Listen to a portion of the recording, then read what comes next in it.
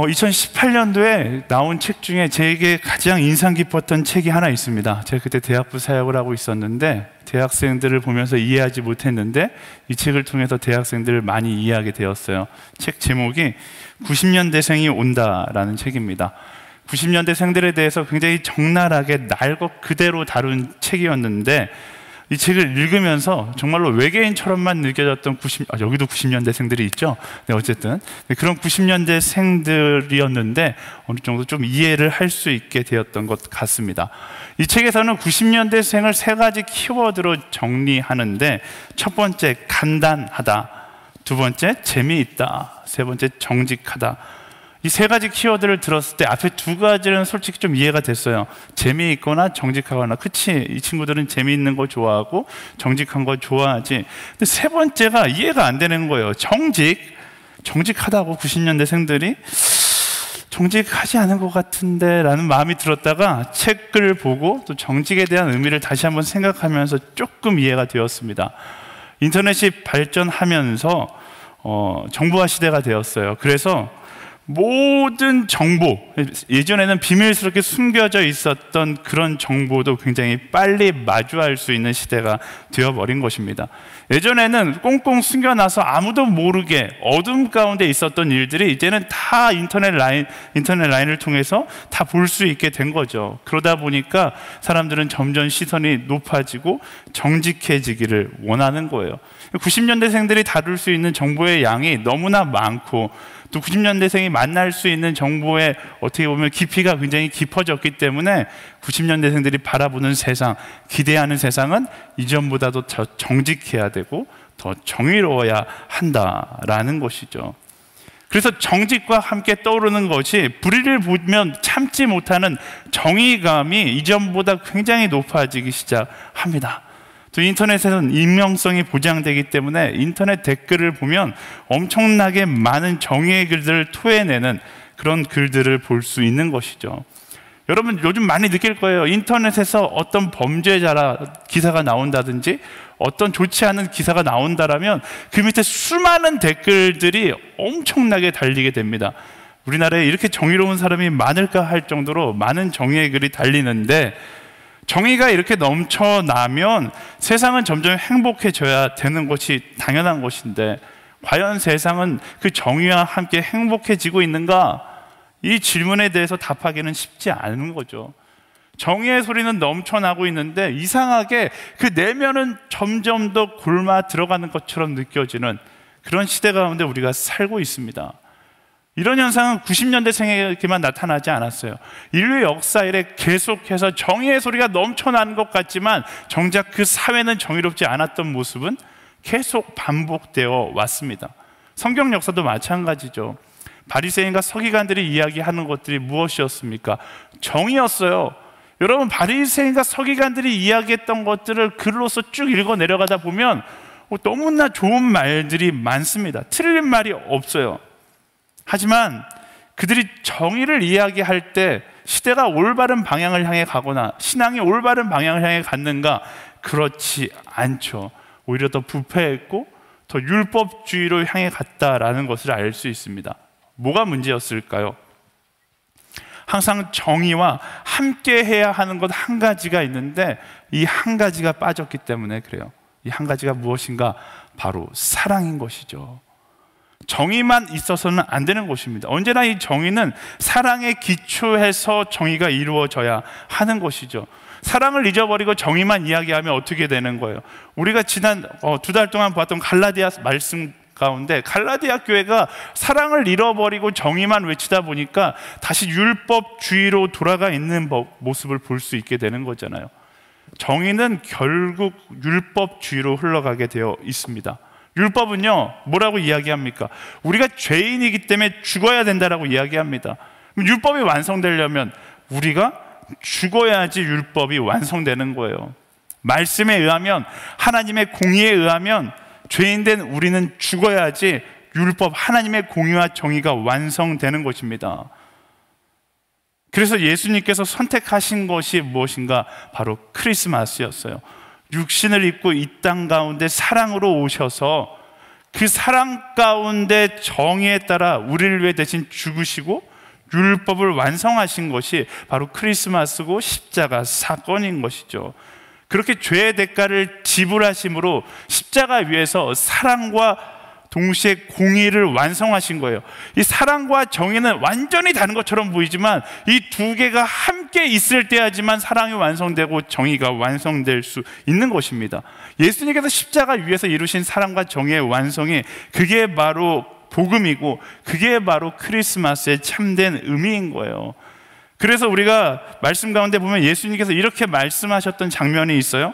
마태복음 5장 17절 말씀, 내가 율법이나 예언자들의 말씀을 없애러 왔다고 생각하지 말라. 없애러 온 것이 아니라 완전하게 하러 온 것이다.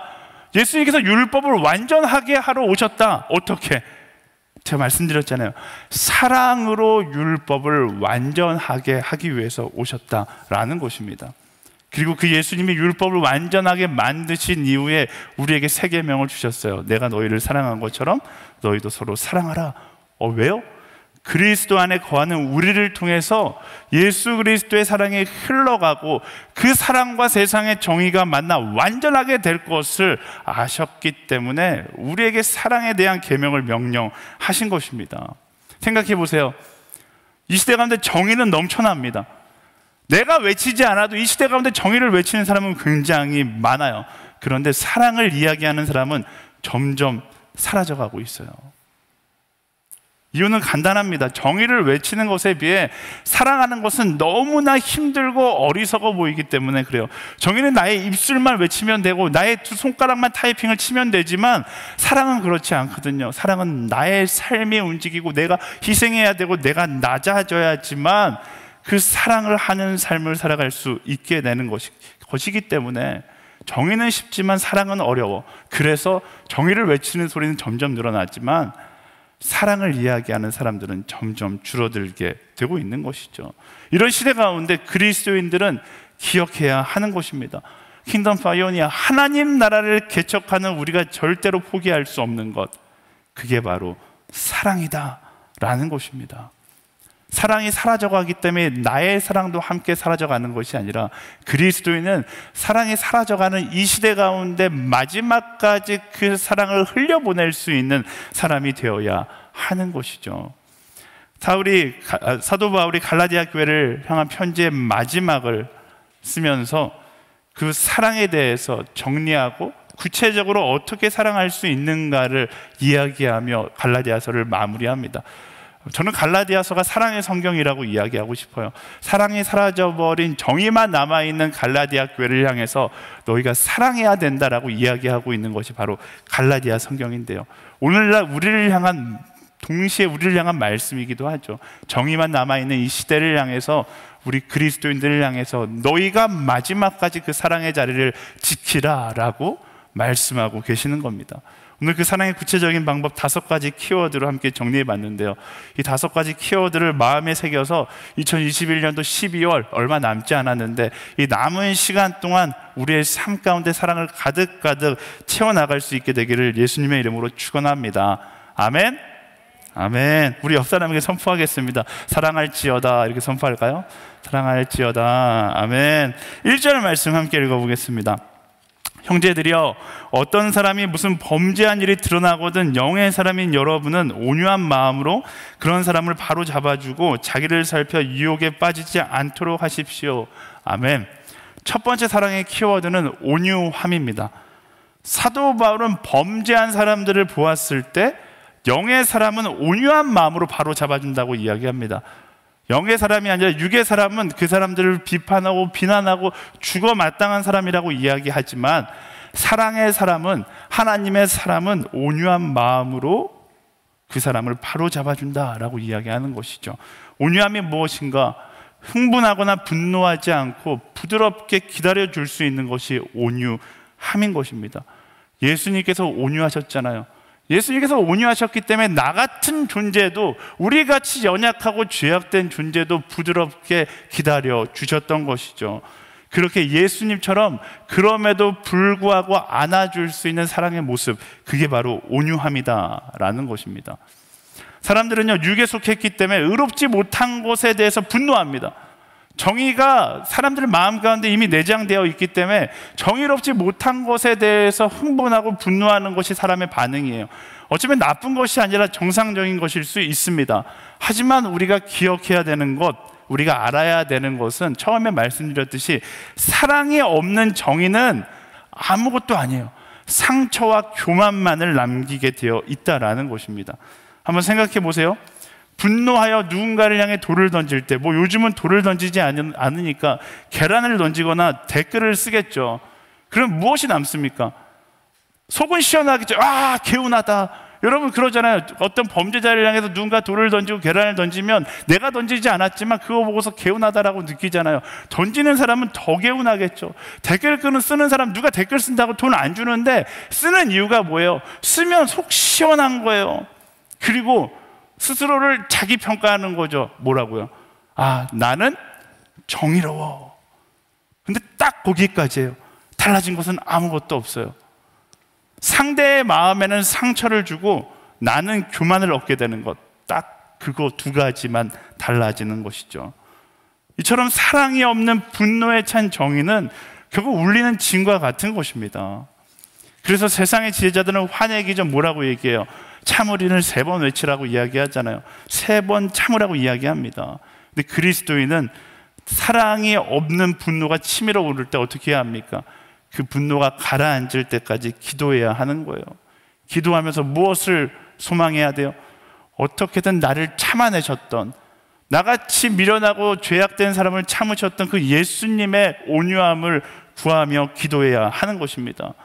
그렇게 나의 분노를 십자가에 못 박고 갈라디아서 2장 20절의 말씀처럼 예수 그리스도의 마음을 내가 얻게 될 때, 그때 비로소 내 마음 가운데 온유함이 찾아오는 것입니다.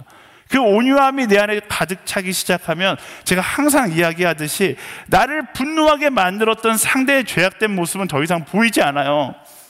상대의 죄악된 모습은 나의 육신에 거할 때 보이는 것이고, 내 안에 예수 그리스도가 임하시고 내가 온유함의 시선으로, 예수 그리스도의 시선으로 그 상대의 나를 분노케 했던 모습을 보기 시작하면, 그때부터는 상대의 아픔이 보이기 시작하는 것입니다.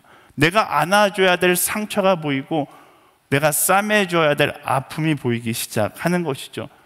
분명히 방금 전까지는 분노의 폭언이 내 입술 가운데서 흘러나오려고 했는데, 그 온유한 마음, 예수 그리스도의 그 마음을 품기 시작하면 오히려 상대를 향한 진실된 기도가 내 입술 가운데 터져나오기 시작한다라는 것입니다. 사랑하는 여러분, 그리스도인은요, 입술의 정의로 세상을 변화시키고 사람을 변화시키는 사람이 아니라 예수 그리스도의 그 사랑의 온유함으로 한 영혼 한 영혼 세상을 변화시켜 나아가는 사람이 바로 그리스도인이다라는 것입니다. 크리스마스 블레싱을 이제 가게 되는데 준비하느라 진짜 힘들어요. 방역수칙이 계속 바뀌어가서 블레싱 준비하다가 계속해서 지금 아마 팀장들은 거의 정신이 없을 겁니다. 하루가 다르게 계속해서 원칙이 바뀌다 보니까 진행하는 것 하나하나가 쉽지 않습니다. 그런데 원래 사랑은 어려운 거예요. 그리고 어려울수록 의미 있는 것입니다. 우리 수고하고 있는 블레싱 팀, 특별히 팀장들한테 우리 박수 한번 쳐주면 좋을 것 같아요. 네, 제가 블레싱 이야기를 하는 건 아직 어려움은 찾아오지 않았다라는 거예요. 진짜 어려운 건 항상 관계에서 찾아오게 되어 있어요. 이미 경험하고 있으신 분들도 있겠지만 블레싱을 준비하다 보면, 또 가보면 분노가 차오르는 순간들이 있습니다. 현재 계신 분들은 나를 분노케 하지 않아요. 여러분, 선교지에 가면 가장 큰 적은 선교지에 있는 현지인이 아니에요. 마지막 미전도 종족은 선교사라는 말이 있듯이 관계 가운데 가장 어려움이 있고 분노가 치밀어 오르거든요. 크리스마스 블레싱도 마찬가지입니다. 하루 가지만 그 하루 속에서 나의 영혼을 너무나 힘들게 하고 피가 말리도록 나를 괴롭히는 한 사람이 있을 겁니다. 분노가 막 터져나오게 만드는 한 사람이 있어요. 보통 아무것도 안 하고 자기 관리에 최선을 다하는 사람을 보고 있으면 분노가 터져나오는 것이죠. 근데 뭐 해야 돼요? 분노를 쏟아내는 것이 아니라 지금 나눈 것처럼 그 온유함을 얻기 위해서 기도해야 돼요. 기도하는데 하나님, 저 사람 좀 일 좀 하게 해주세요. 저 사람 제발 블레싱 가지 않게 해주세요. 이런 기도가 아니라, 하나님, 저 사람을 향한 내 안에 분노의 불이 식어지고 예수 그리스도의 온유함을 품게 하여 주십시오. 그렇게 기도하고 나의 분노를 걷어내고 보면, 말씀드렸듯이 그때부터는 내가 정말로 미워하는 한 사람이 아니라 내가 함께 해줘야 되는 상대의 연약함이 보이기 시작하는 거예요. 방금 전까지 그 사람을 향한 폭발할 것 같은 분노가 있었지만 예수님의 온유함을 품고 나면 그때부터는 더 잘해주게 되고 더 품어주게 되고, 내가 아니면 이 사람 누가 품겠느냐. 그리고 놀라운 것은요, 아무리 그토록 잔소리해도 변하지 않던 그 사람이 내가 그 사람을 위해 기도하고 품어주기 시작하면 변한다라는 거예요. 저는 블레싱과 아울리치를 굉장히 중요하게 강조하는 목회자인데, 왜냐하면 목사 설교를 막 1년 내내 들어도 안 변하던 사람이 크리스마스 블레싱 가서 변하는 모습 너무 많이 봤거든요. 아울리치 가서 완전히 딴 사람이 되는 모습 너무 많이 봤거든요.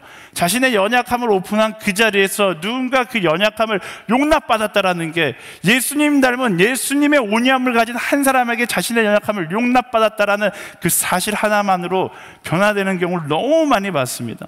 저는 이번 크리스마스 블레싱을 통해서 우리가 그 지역에 가서 예수 그리스도의 사랑을 전하는 것도 중요하지만, 여러분 팀 안에 있는 상처 입은 영혼들, 나를 분노케 만드는 한 사람 한 사람을 변화시키는 놀라운 일들이 일어나게 되기를 예수님의 이름으로 축원합니다.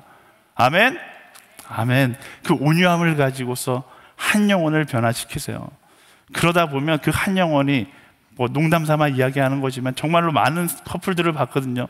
블레싱 가기 전까지는 원수였는데 돌아올 땐 커플이 되어서 돌아오고, 그런 놀라운 역사가 우리 SNS 가운데도 넘쳐나게 되기를 예수 그리스도 이름으로 축원합니다. 사도 바울이요, 그리고 사도 바울이 이어서 이야기하기를, 사랑의 온유함이 사라진 정의를 뭐라고 이야기하는가? 유혹이라고 이야기해요. 그러니까 우리가 사랑에 취하지 않고 정의를 쏟아내기 시작하는 것 자체가 사단의 유혹이다라는 것입니다. 정의에 취해서 분노를 일삼다 보면 사단의 유혹에 빠져서 어떻게 된다고요? 하나님과 멀어진 사람이 될 수밖에 없다라는 것입니다. 사랑하는 여러분, 분노하지 마십시오. 분노는 사단의 유혹입니다. 온유함으로 그 분노를 내려놓고 하나님과 친밀함을 간직할 수 있는 우리 모두가 되기를 예수님의 이름으로 축원합니다. 두 번째 키워드 2절 말씀 함께 보겠습니다. 시작. 여러분은 서로 짐을 나눠 지십시오. 그렇게 함으로 여러분은 그리스도의 법을 완성하게 될 것입니다. 아멘. 두 번째 사랑의 키워드는 동행입니다. 사도 바울이 이야기하기를 서로 짐을 나눠지라고 이야기해요. 그렇게 함으로 어떻게 된다? 그리스도의 법, 바로 사랑이 완성될 것이다. 여기서도 직접적으로 이야기하는 거예요. 함께 나눠짐으로, 너희가 함께 사랑함으로 그리스도의 법이, 율법이 사랑으로 완성될 것이다 라고 이야기해요. 사랑은 함께 할 때 완성되는 것입니다. 동행할 때 완성되는 거예요. 사랑은 혼자 할 수 없습니다. 뭐 좋은 말, 나를 먼저 사랑하지 않고서 남을 사랑할 수 없다, 뭐 이런 좋은 감성적인 말들이 있지만, 사랑의 본질적인 의미는 나를 사랑하는 것을 넘어서 누군가를 사랑하고 누군가를 섬기는 것이 사랑이에요. 혼자 할 수 없는 것이 사랑입니다. 그래서 혼자 가지고 있는 것이 아니라 나눌 수 있어야 하는 거예요. 상대의 아픔도 나눠줄 수 있어야 되고 나의 기쁨도 나눌 수 있어야 되는 것이 바로 참된 사랑의 모습인 것이죠. 근데 오늘은 어떻습니까? 개인주의가 만연하면서 사랑하는 것을 아까워하고 나누는 것을 아까워하고 어떻게 내가 더 많은 것을 가질 수 있을까를 고민하는 시대가 되었어요. 어떤 사람들은 개인주의를 시대의 흐름이나 문화의 특징으로 분석하는 사람들도 있지만, 사실 개인주의는 사랑이 식어져 버린 세상의 결과라고 보는 것이 훨씬 더 정확합니다. 개인주의 속에서 사람들은 보통 자기를 위해서 고민하며 살아가요. 어떻게 하면 내가 더 좋은 것을 가질 수 있을까? 어떻게 하면 내가 덜 힘들 수 있을까? 어떻게 하면 내가 더 행복할 수 있을까를 고민하면서 살아갑니다. 그 전제 아래에서 정의를 이야기하기 시작하면 변질된 정의가 나올 수밖에 없어요. 나의 이기심에 사로잡힌 사람이 정의를 이야기하기 시작하면 그 이야기는 썩은 정의가 될 수밖에 없는 것입니다. 하지만 진정한 사랑, 동행이라는 키워드 아래서 살아가는 사람은 정반대의 고민을 하게 되죠. 어떻게 하면 그대에게 더 좋은 것을 줄 수 있을까? 어떻게 하면 그대를 덜 힘들게 할 수 있을까? 어떻게 하면 그대가 더 행복할 수 있을까? 사랑해본 사람은 다 알잖아요. 이기적인 하루하루를 살다가 내가 사랑하기 시작하면 그때부터 인생의 주체가 내가 아니라 그에게 돌아가는 것을 우린 경험해 봤습니다. 근데 그게 바로 사랑하는 사람들의 고민이에요. 이 사랑의 고민을 가지고 정의가 실천된 것이 바로 예수님의 십자가 사랑인 것입니다.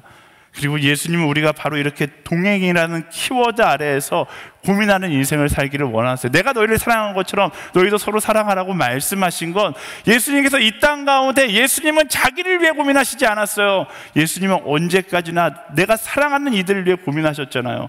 예수님께서 그 동행하는 이들을 위해 고민했던 것처럼 너희도 너희와 함께하는 이들을 위해서 고민하라라고 말씀하고 계시는 겁니다. 여러분, 평상시 관계 가운데 무엇을 고민하며 살아가고 있습니까? 관계 가운데 나의 문제에 집중하고 있으세요? 나를 위한 관계? 마틴 부버가 나와 너라는 책을 썼는데, 관계 가운데 계산이 들어가면 그거는 나와 너의 친밀한 관계가 아니라고 이야기해요. 여러분, 관계 가운데 무엇을 생각하고 있습니까? 상대를 위해서 내가 어떻게 그를 위해서 일할 수 있을까? 고민의 방향이 내 안에 머무는 것이 아니라 고민의 방향이 그대를 향해 나아갈 때 예수님께서 말씀하시는 참된 사랑의 방향을 향해 나아가게 되는 것이다 라는 사실입니다. 여러분, 주변에 함께하는 사람을 생각해 보세요. 그 사람을 생각할 때 나는 어떤 고민을 합니까? 내가 그를 위해 무엇을 할 수 있을까를 고민합니까? 아니면 그가 나를 위해 무엇을 해줄까를 고민하고 있습니까? 그리스도의 고민은 나에게서 그에게로 흘러갈 수 있는 것이 무엇이 되어야 하는가를 고민할 수 있어야 하는 것입니다. 그런 고민이 우리 안에 가득하게 되기를 예수님의 이름으로 축원합니다. 세 번째, 3절과 4절 말씀 읽어보겠습니다. 만일 누가 아무것도 아니면서 무엇이라도 된 것처럼 생각한다면 그는 자기를 속이는 것입니다. 각 사람은 자기의 행위를 돌아보십시오. 그러면 자랑할 것이 자기 자신에게는 있어도 남에게까지 할 것은 없을 것입니다. 세 번째 사랑의 키워드는 겸손입니다. 사랑을 하다가 보면 착각하는 것 중에 하나가 내가 잘나서 사랑하는 것이다 라고 생각하거든요. 교만해지는 거예요. 근데 바울은 말씀 가운데서 뭐라고 이야기하고 있습니까? 그것이 자기를 속이는 것이다 라고 이야기합니다. 사랑은 내가 상대보다 더 잘나서 하는 것이 아니라는 거예요. 또 누군가에게 보여줌으로 칭찬받거나 높아지기 위해서 하는 것도 아니다 라는 것이죠. 내가 잘나서 사랑한다고 생각하거나 내가 높아지기 위해서 사랑한다고 생각한다면 그것 자체가, 그 생각 자체가 사랑을 변질시키는 것이고 우리 인생을 교만한 가운데 그대로 내어주는 것이다 라고 이야기하는 것입니다. 진짜 사랑은 뭐예요? 진짜 사랑은 높아지려고 하지 않고 사랑하기 위해 낮아지는 사람이 진짜 사랑을 하는 사람이잖아요. 진짜 사랑은 뭐예요? 내가 남들보다 낫기 때문에 사랑한다고 생각하는 것이 아니라 하나님께서 내게 사랑하라고 주셨기 때문에 사랑하는 사람이 진짜 사랑하는 것입니다. 내 것이 아니라 하나님의 것을 가지고 사랑하는 대행자라는 마음을 가지고 살아가는 것이, 그 겸손한 마음을 간직하는 사람이 진정한 사랑을 하는 사람이다 라는 것입니다. 제가 자주 나누는 말씀이잖아요. 하나님께서 내게 주신 것은 자랑하라고 주신 것이 아니에요. 물질도 성공도 돈도 모든 것이 자랑하라고 주신 것이 아니라 사랑하라고 주신 것임을 매 순간 기억해야 합니다. 좋은 회사 다니세요? 좋은 회사 다니는 만큼 사랑하셔야 돼요. 높은 연봉 받고 계십니까? 높은 연봉 받은 만큼 사랑하셔야 됩니다. 잘나셨어요? 잘생기셨어요? 잘생긴 만큼 사랑하셔야 됩니다. 나는 남들보다 많은 것을 가졌다. 그게 교만이에요. 하나님께서 왜 내게 이것을 주셨지? 사랑하라고 주셨구나라는 사실을 기억하고 내가 가진 것만큼 사랑하는 인생을 살아가야 가는 것, 그게 겸손한 사람, 하나님께서 찾으시는 사랑하는 사람의 모습이다 라는 것입니다. 이런 겸손이 내 삶 가운데 없다면 저는 그렇게 생각해요. 성공하지 않는 게 축복이에요. 이 겸손의 마음이 없다라면 돈을 벌지 못하는 게 축복입니다. 이 겸손의 마음이 없다라면 여러분이 잘나지 않는 것이 축복이에요. 왜? 겸손의 마음이 없으면 내가 가진 것으로 뭐 하겠어요? 죄밖에 더 짓겠습니까? 사랑하는 여러분, 내가 가진 것이 많다고 자랑할 필요도 없고요, 내가 가진 것이 적다고 원망할 필요도 없어요. 말씀하신 대로 겸손하게 내게 주신 것 안에서 내 전심을 다하여 사랑하며 살아가면 그게 하나님께서 기뻐하시는 삶인 것입니다.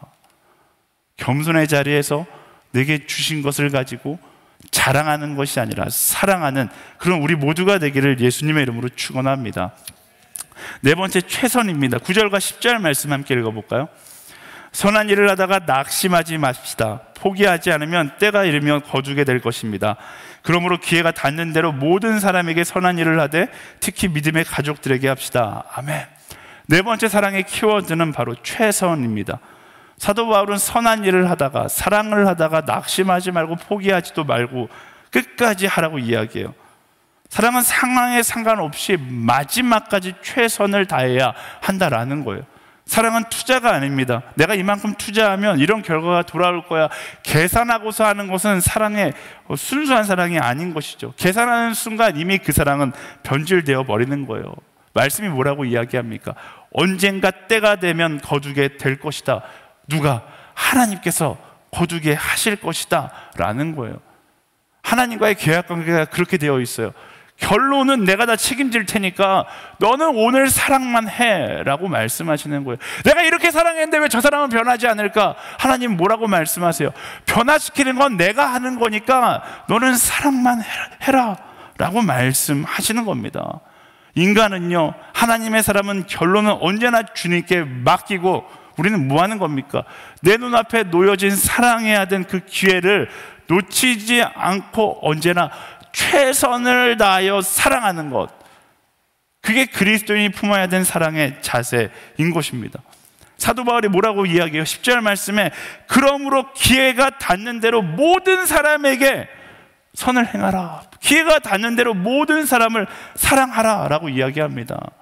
최선을 다해 사랑했던 그 시간들을 통하여 하나님께서 일할 것을 알기 때문에 우리는 결과를 바라보면 결과를 기다리는 동안, 결과를 기대하는 그 시간 동안 사랑하지 않게 되는 거예요. 하지만 결과를 주께 맡기고 나는 내게 주어진 시간 속에서, 내게 주어진 장소 가운데, 내게 주어진 사람을 향해 끊임없이 어떻게 최선을 다해 사랑하는 삶을 살아가라 라고 말씀하시는 것이죠.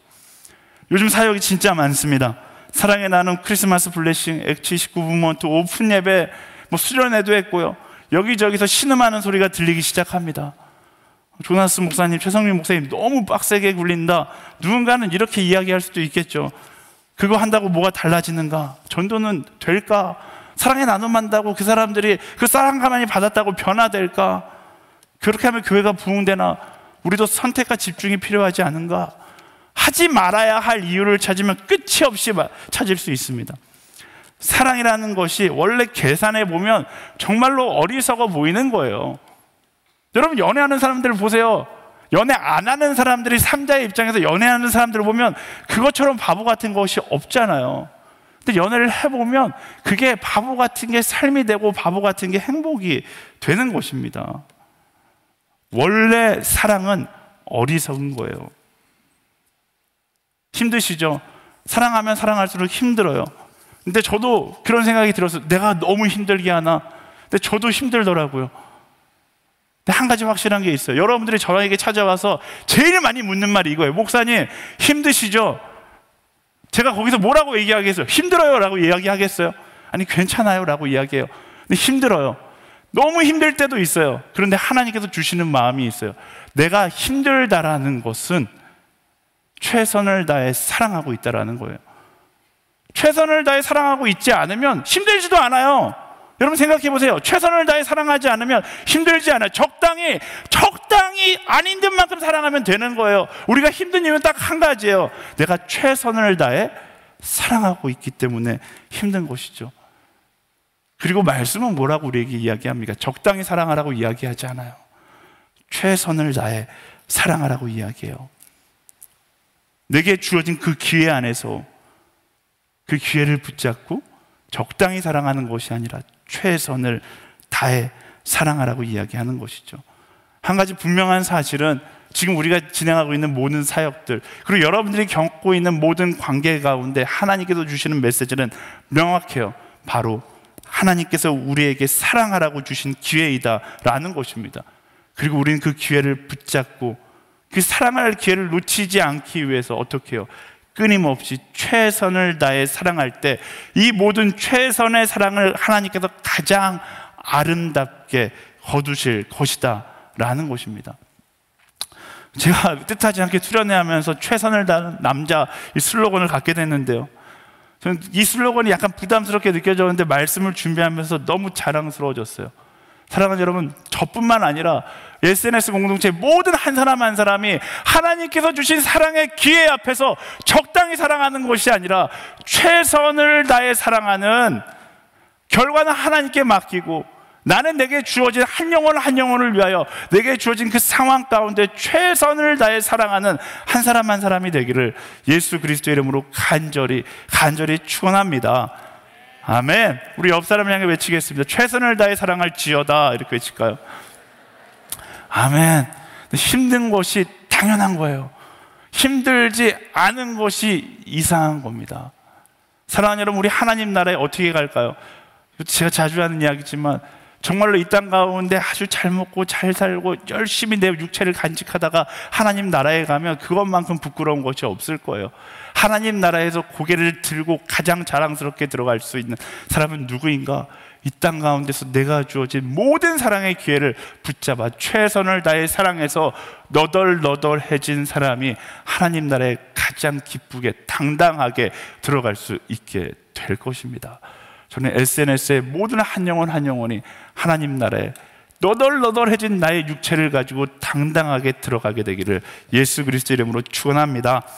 마지막 14절 말씀 함께 읽어보겠습니다. 그러나 내게는 우리 주 예수 그리스도의 십자가 외에는 결코 자랑할 것이 없습니다. 그리스도로 인해 세상이 내게 대해 십자가에 못 박혔고 나 또한 세상에 대해 그러합니다. 아멘. 마지막 5번째 사랑의 키워드는 예수님입니다. 사도 바울의 고백은 그 사랑을 통해서 결국 자랑되어지는 것은 내가 아니라 예수님이라고 이야기하는 거예요. 세상 가운데 정말로 열심히 사랑하고 있는데 왜 사랑하고 있습니까? 사도 바울이 뭐라고 이야기하는 거예요? 예수님 때문에 사랑하고 있습니다. 이렇게 이야기하고 있는 것이죠. 이 사도 바울의 고백이 우리의 고백이 되기를 소망합니다. 내가 하는 모든 사랑의 이유가 예수님께 있고 내가 하는 모든 사랑의 방법이 예수님의 방법이며 내가 나누는 모든 사랑도 예수님의 사랑이 되는 것이죠. 예수님 때문에 사랑하고 예수님처럼 사랑하는 우리 모두가 되는 것입니다. 제가 선교지에 갔을 때 선교지에 한 어린 친구와 대화를 나눌 기회가 있었어요. 정글에 있었는데 한참 복음을 전하고 이야기를 나누는데 이 친구가 제가 어디서 왔는지 궁금해하는 거예요. 이제 초등학교도 안 들어간 아주 어린 친구였는데 이제 그런 선교지에 가면 이제 비교할 조건이 없어. 너 비행기라는 거 알아? 몰라요. 아무것도 모르는 거에서 그러면 걔가 묻는 거예요. 아저씨 걸어서 얼마나 걸리는 곳이에요? 그래서 걸어서 갈 수 있을까? 강이 많은 곳이니까 배를 타고 가면 얼마나 걸려요? 저 배를 타고 갈 수 없는 곳이야. 설명하고서 설명해도 이해를 못하는 거예요. 그런데 그 친구가 어쨌든 하나는 이해했어요. 일단 여기 오는데 엄청 오래 걸리고 엄청 많은 돈이 든다라는 사실을 안 거예요. 그랬더니 이 친구가 저를 굉장히 신기하게 쳐다보면서 그런데 여기 뭐하러 여기까지 왔어요? 이렇게 말하는 거예요. 근데 그때 제가 예수님 생각이 났어요. 그리고 예수님 이야기를 해줬어요. 내가 예수님의 사랑을 이야기하기 위해서 여기에 왔는데 예수님은 이것보다 훨씬 더 내가 온 것보다 훨씬 더 먼 거리에서 훨씬 더 큰 생명을 지불하기 위해서 오셨단다. 그리고 그 예수님의 사랑을 내가 받았기 때문에 그리고 예수님께서 오셨던 그 거리에 비하면 한국에서 이 정글까지 오는 거리는 아주 가까운 거리이기 때문에 내가 그 사랑을 이야기하기 위해 왔어. 짧은 언어로 그렇게 이야기하고서 아이는 못 알아들었는데 저 혼자 막 감동해서 울컥했던 그런 기억이 있어요. 예수님의 사랑이 그래요. 우리를 위하여 가장 먼 거리를 찾아오셨고 가장 소중한 것을 내주셨어요. 그 사랑을 기억하고 자랑하며 예수님 때문에 사랑하며 예수님처럼 사랑하는 인생이 되는 것, 그것이 우리의 삶의 이유가 되어야 하는 것입니다. 그렇게 예수님처럼 사랑할 수 있는 우리 모두가 되기를, 예수님만 자랑할 수 있는 그런 SNS가 되기를 예수 그리스도의 이름으로 축원합니다. 오늘 우리가 함께 나눈 5가지 키워드 쉬워요. 온유, 동행, 겸손, 최선, 예수님. 그 키워드를 기억하면서 사랑하는 예수님의 사랑을 닮은 우리 모두가 되는 그런 12월이 되기를 소망합니다. 확실한 건요, 말씀을 준비하면서 마지막에 제 마음 가운데 남는 한 가지 확실한 생각은요, 사랑함에는 후회함이 없다라는 거예요. 평생 동안 사랑하고 가다가 마지막 순간에 야, 내가 그때 왜 사랑했을까? 이런 사람은 없다라는 것이죠. 12월이잖아요. 지난 1년을 돌아보세요. 1년을 돌아보는데 와, 그때 내가 그거 왜 사랑했을까? 이런 사랑은 없어요. 근데 반대로 사랑하지 않았던 것에 대해서는 우리는 후회하게 될 것입니다. 넓게 우리의 인생으로 본다라면 인생의 마지막에 가서 적어도 후회하지 않는 인생이 되기 위해서 우리는 무엇을 선택해야 할까요? 예수님의 그 사랑을 따라서 예수님처럼 사랑하는 그런 한 사람 한 사람의 인생을 선택할 수 있게 되기를 간절히 소망합니다. 오늘 말씀을 마치면서 영상 하나를 보고 싶어서 가져왔어요. 제가 대학교 다니면서 많이 보여주고 다니는 영상인데요, 제가 아마존에서 경험했던 것 중에 하나가, 예전에도 한번 이야기했지만 마지막 순간에 우리 인생 가운데 가장 큰 후회는 사랑한다고 해야 되는 순간에 사랑하지 못하는 것이다 라는 사실을 깨닫고 한국에 가서 대학생들에게 사랑이라는 말을 굉장히 강요하면서 어떻게든 사랑이라고 이야기하라고 강요했던 그런 기간들이 있거든요. 그때 이제 억지스럽게 이 친구들에게 사랑이라는 이야기를 꺼내서 영상으로 만들었던 영상이 필름이 하나 있습니다. 저를 아는 사람 많이 본 영상인데 SNS에서 한 번도 안 보여드려서 이 영상 함께 보고서 오늘 설교 마무리하도록 하겠습니다.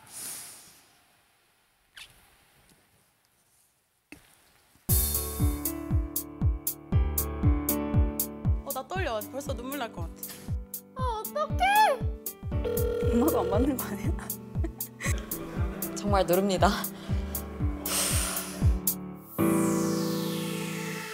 딸. 아빠. 응. 사랑해. 뭐가 필요해? 사랑해. 오늘 아빠 생일이냐? 아빠 뭐 사준 것도 없는데 오늘?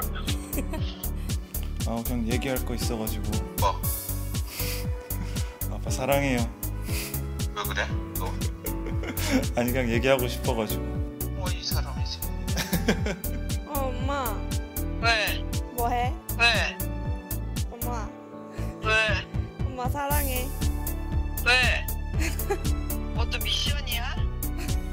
아빠 사랑해.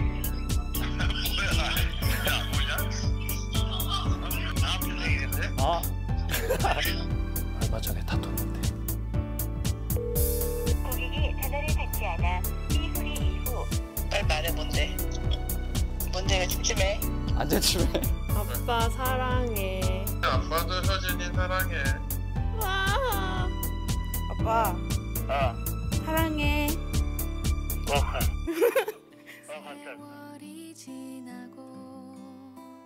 한 번도 안 해본 것 같아서.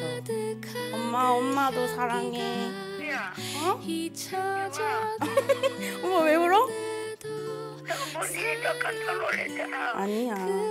아니 그냥 얘기하고 싶어가지고. 힘내고 오늘 일 잘하고. 고맙다. 부족하고 그러지만 그냥 감사해요. 나는 네가 모자라도 사랑해. 네 엄마. 너 미워서 그러는 거 아니야. 응. 여보세요. 엄마. 왜? 왜? 사랑해. 뭔 또? 고마워. 밥은 먹었냐? 이제 먹으려고. 그래, 많이 먹어. 사랑한다고요. 아빠도 사랑해. 어디야? 너 우니? 죄송해요. 뭐가? 아빠가 미안하지. 너희들은 얼마나 착한데. 아빠가 못해줘서 그렇지. 아빠도 사랑해. 저도요.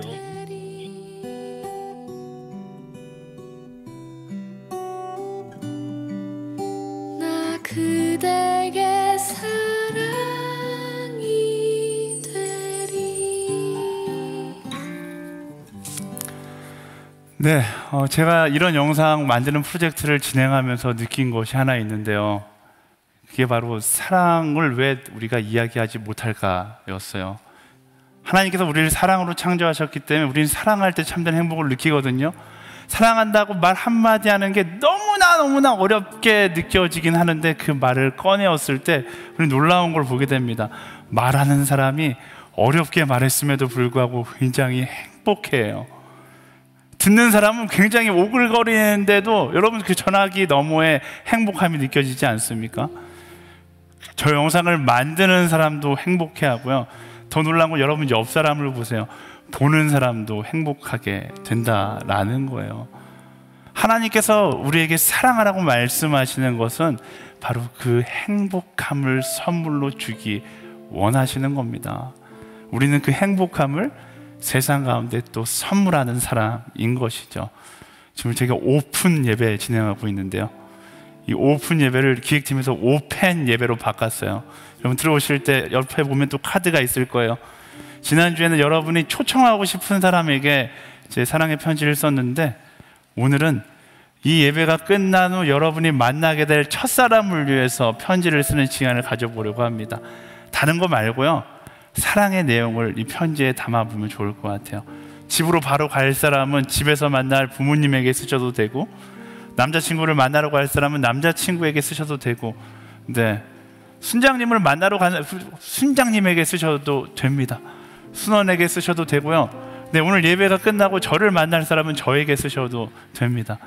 다른 사람이 아니라 아주 좁은 범위로 보는 거예요. 예배가 끝나고 내가 만날 그 사람에게 내가 쓸 수 있는 가장 감동적이고 어떻게 보면 가장 오글거리는 하나님의 사랑을 여기다 고백해서 한번 작성해 보도록 하겠습니다. 오글거려서 하기 싫은 사람들도 있잖아요. 말씀드렸어요. 사랑은 쉬운 게 아니에요. 하지만 힘들게 펜을 들고 내가 여기다 이 사랑의 메시지를 썼을 때, 그리고 힘들게 이 편지를 전달했을 때 그 사랑이 한 사람의 영혼을, 한 사람의 인생을 바꿀 수 있다는 사실을 기억하고 용기 내어서 우리 펜을 들고 함께 적어보도록 하겠습니다.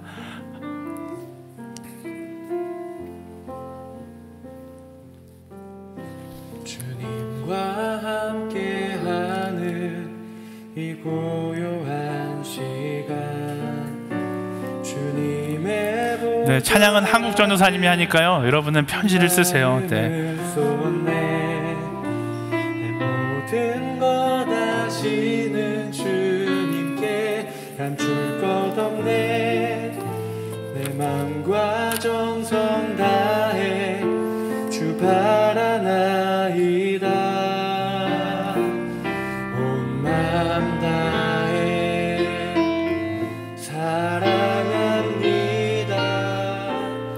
온 맘 다해 주 알기 원하네. 내 모든 삶 당신 것이니 주만 섬기리. 영상으로 예배 드리시는 분들 제가 깜빡했네요. 영상으로 예배 드리시는 분들도 오늘 내가 만나야 될 그 사람을 향해서 여러분 사랑의 문자 메시지를 한번 적어보면 좋을 것 같습니다. 엄마가 되어도 좋고, 친구가 되어도 좋고, 누가 되어도 좋아요. 오늘 내가 만나게 될, 혹은 내 마음 가운데 생각나는 그 사람을 향해서 사랑의 편지를 한번 적어서 보내보면 좋을 것 같습니다. 계속 우리 편지 적을까요?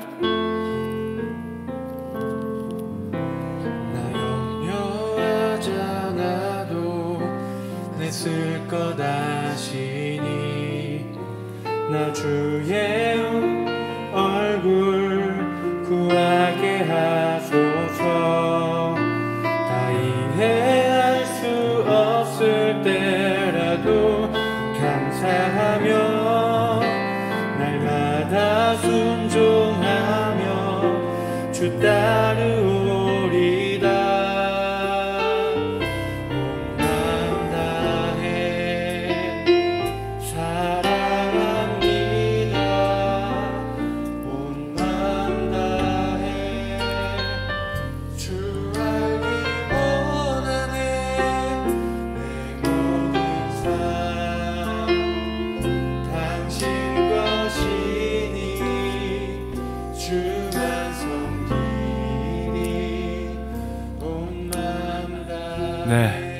다 쓰셨으면 이제 기도를 해야겠죠. 네, 이 편지에 나의 사랑을 담는 기도를 하는 거예요.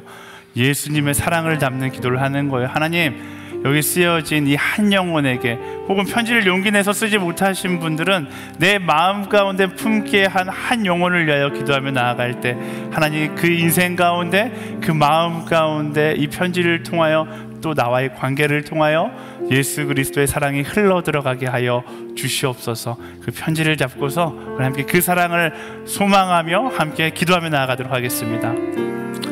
사랑하는 주님, 그렇습니다. 예수 그리스도의 사랑이 우리의 편지 가운데 흘러가기를 소망합니다. 예수 그리스도의 사랑이 아버지 우리의 마음의 편지 가운데 흘러가기를 소망합니다.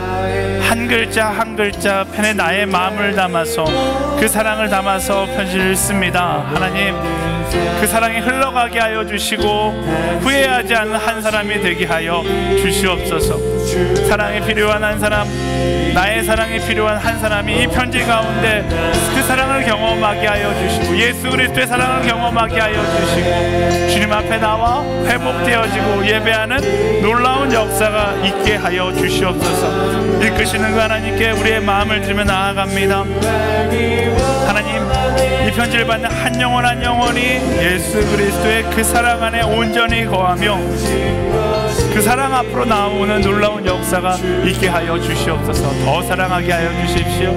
더 사랑하게 하여 주십시오. 더 사랑하게 하여 주십시오. 한 번 더 사랑함으로 주님을 바라보심을 기뻐하며 감사하며 나아가는 믿음의 사람, 그 사랑의 사람이 될 수 있도록 주님 역사하여 주시옵소서. 사랑합니다. 주님, 더 사랑하게 하여 주시옵소서. 따라가길 소망하며 그 사랑의 마음이 이 카드를 통해 흘러갈 수 있도록 인도하여 주시옵소서. 우리 한 번 더 기도하며 나아갈 때 말씀을 기억하면서 함께 기도하며 나아가길 원합니다. 하나님, 내 안에 사랑이 회복되기를 소망합니다. 정의가 난무하는 시대 가운데 똑같이 분노의 정의를 쏟아내는 사람이 아니라 예수님처럼 사랑을 이야기할 수 있는 우리가 되게 하여 주시옵소서. 온유한 사랑하는 사람이 되게 하여 주시고 동행하는 사랑을 하는 사람이 되게 하시고 겸손히 낮은 곳에서 사랑하는 사람이 되게 하시고 힘들다 할지라도 최선을 다해 사랑하는 사람이 되게 하여 주시고 예수님만 자랑하는 사랑하는 사람이 되게 하여 주시옵소서. 우리 그거 하나면 충분하잖아요. 하나님, 내 인생 가운데 잘 되는 것이 중요한 것이 아니라 내가 얼마나 가지고 얼마나 누리는 것이 중요한 것이 아니라 내게 주어진 그 축복 가운데, 그 은혜 가운데 포기하지 않고 사랑하는 한 사람으로 주님 살게 하여 주시옵소서. 나의 삶을 온전히 주님께 드리며 사랑하는 삶을 살기를 소망하는 마음을 주님께 드리며 우리 함께 기도하며 나아가도록 하겠습니다. 살아 역사하신 하나님, 그렇습니다. 우리가 사랑하는 삶을 살아가기를 원합니다. 예수님을 따라서 예수님을 자랑하며 예수님을 닮아 사랑하는 인생을 살아가기를 소망합니다. 정의가 난무하는 이 시대 가운데 우리가 바라보아야 할 것이 무엇입니까? 하나님, 똑같이 세상과 똑같이 분노하고 헛된 정의를 쏟아내는 것을 멈추고 사랑의 말들을 이야기할 수 있는 믿음의 사람들이 되게 하여 주시옵소서. 사랑의 고백을 할 수 있는 하나님의 사람들이 될 수 있도록 인도하여 주시옵소서. 사랑하기를 소망합니다. 사랑하는 한 사람 되기를 소망합니다. 예수 그리스도의 온유함을 겸비한 자가 되기를 소망합니다. 나 홀로 이기적인 사랑을 하는 사람이 아니라 말씀하신 것처럼 동행을 선택하고 함께 사랑하는 사람이 되기를 원합니다. 주님, 겸손의 자리에서 사랑할 수 있는 내가 되기를 원하고 적당히 사랑하는 것이 아니라 최선을 다해 사랑하는 하나님의 사람이 되기를 소망합니다. 예수님을 닮아 그 예수님의 마음을 품고 나아가는 사랑하는 사람 되기를 소망하오니 주님 붙잡아 주시고 주님 역사하여 주시옵소서. 이끄신 하나님, 사랑하는 사람 되기를 소망합니다. 우리 모두가 사랑하는 사람이 되기를 소망합니다. 예수님을 닮아서 예수님처럼 아끼지 않고 사랑하는 믿음의 사람들이 되게 하여 주십시오. 그것이 우리가 걸어가야 할 길이고 그 사랑이 내가 품어야 될 마음임을 알게 하여 주시옵소서. 사랑에 필요한 한 영혼을 품을 수 있는 마음을 갖게 하시고 정말로 사랑해야 될 그 사람을 마음에 품고 기도할 수 있는 한 사람이 되게 하여 주시옵소서. 세상과 똑같이 이기적으로 세상과 똑같이 나를 위하여 살아가는 것이 아니라 예수님께서 걸어가셨던 것처럼 예수님처럼 사랑하는 사람이 될 수 있도록 인도하여 주시옵소서. 이끄시는 하나님께 우리의 마음을 들며 나아갑니다. 채우시는 하나님, 사랑하는 영혼이 되게 하여 주시옵소서. 사랑하는 한 사람이 되게 하여 주시옵소서. 사랑하는 한 사람이 되게 하여 주시옵소서. 사랑하는 한 사람이 되어 더 사랑할 수 있도록 인도하여 주시옵소서. 온유함과 함께함과 겸손과 최선과 예수님의 그 키워드를 붙잡고 사랑하는 인생, 전심으로 사랑하는 인생, 최선을 다해 사랑하는 인생이 되기를 소망합니다. 그렇게 사랑하는 삶을 살아가기를 원합니다. 후회하지 않게 우리 인생의 마지막에 가서 후회하지 않을 수 있도록 더 사랑하는 하나님의 사람들로 선택하며 나아갈 수 있도록 인도하여 주시옵소서. 더 사랑하기를 소망합니다. 더 사랑하기를 소망합니다. 주님 붙잡아 주시고 역사하여 주시옵소서.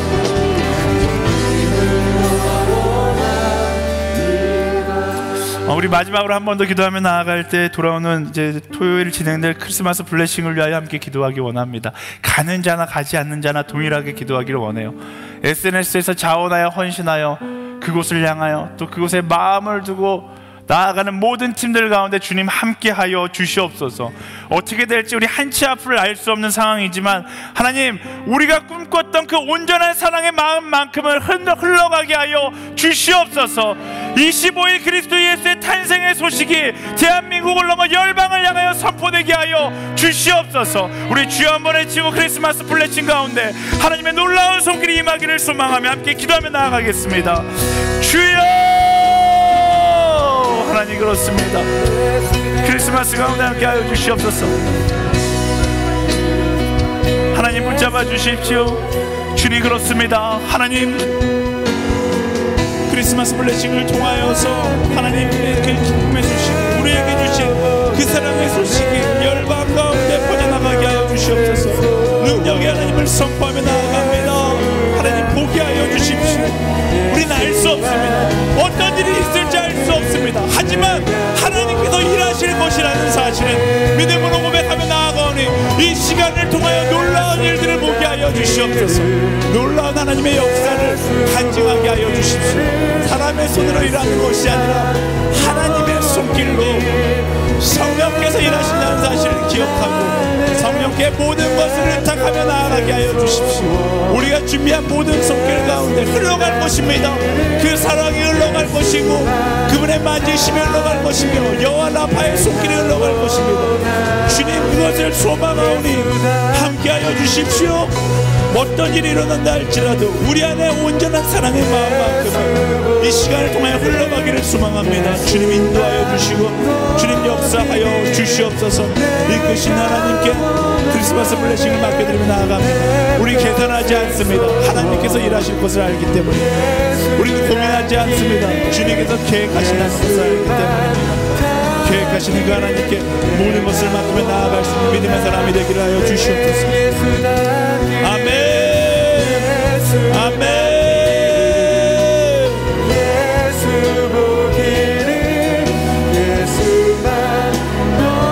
오 주님 보게 하여 주십시오. 주를 바라보며 나아갑니다. 사랑하는 자의 고백을 전한 자의 발걸음이 아름다운 것을 경험하여 주시고 그것을 노래하게 하여 주시옵소서. 이끄신 하나님께 모든 것을 잡아주시옵소서. 사랑하는 주님, 세상에 정의는 가득한데 사랑이 사라져가는 이 시대 가운데 사랑을 선택하는 사람이 되게 하여 주시옵소서. 예수님께서 보여주신 것처럼 온유함과 동행, 겸손과 최선을 다하며 예수님처럼 사랑하는 우리 모두가 되게 하여 주시옵소서. 아무리 사랑해도 더 사랑하기 원하는 사랑이 넘치는 한 사람, 사랑이 넘치는 공동체 되게 하여 주시고 그렇게 하나님께서 계획하신 내 삶의 사랑의 기회를 절대로 놓치지 않는 우리 모두가 되게 하여 주시옵소서. 12월 추운 계절이지만 사랑함으로 따뜻한 시간이 되기를 소망합니다. 우리에게 주신 그 사랑의 기회를 절대로 포기하지 않고 사랑하기를 선택하는, 최선을 다하여 사랑하기를 선택하는 우리 모두가 되게 하여 주시옵소서. 우리를 사랑하시는 예수 그리스도의 이름으로 간절히 기도드립니다. 아멘. 우리 기도 가운데 함께 하신 하나님께 감사의 박수 드리겠습니다. 아멘. 네, 아멘. 여러분 적으신 편지 집에 가져가지 마시고, 가져가시더라도 내가 갖지 말고 여러분들 꼭 만나는 그 사람에게 전달해 주게 되기를 소망합니다. 그 편지를 통하여 사랑이 흘러가고 그 사랑이 또 열방을 어떻게 변화시킬지 몰라요. 여러분 하나님의 그 사역에 동참하는 우리 모두가 되기를 소망합니다. 우리 다 같이 자리에서 일어나서 함께 봉헌 찬양하며 나아가겠습니다.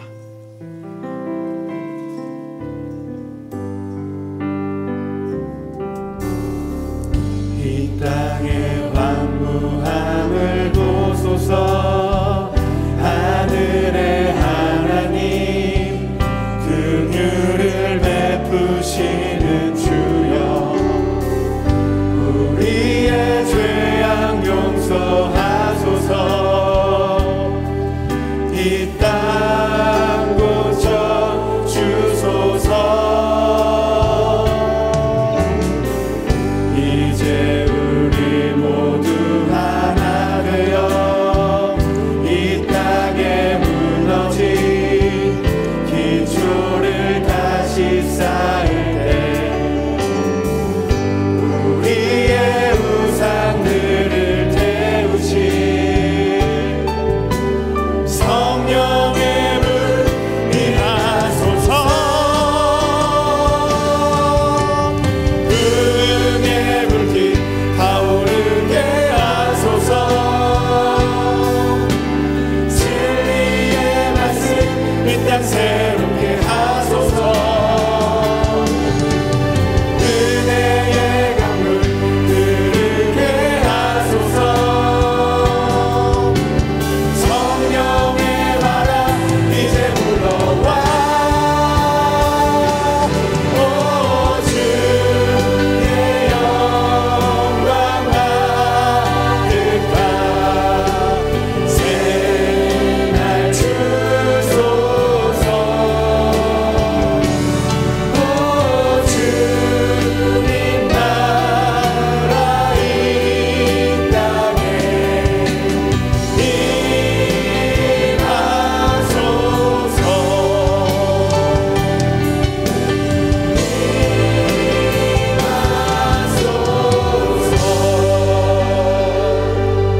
사랑하는 주님, 주신 사랑에 감사하여 우리에게 주신 물질 구별하여 주님께 드리며 나아갑니다.